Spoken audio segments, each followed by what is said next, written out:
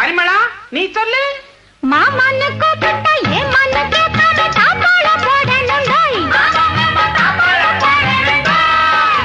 மானன்னு தேனின்னு மல்லிகைப்பூ வச்சு மாரோட சேர்க்கணும் டோய்.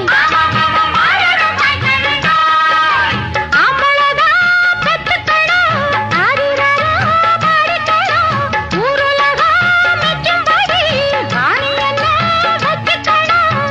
எல்லாம் சரி பரிமளா, முக்கியமான ஒண்ணு விட்டுட்டியே. எது? ஒரு வெப்பட்டி கிப்பட்டி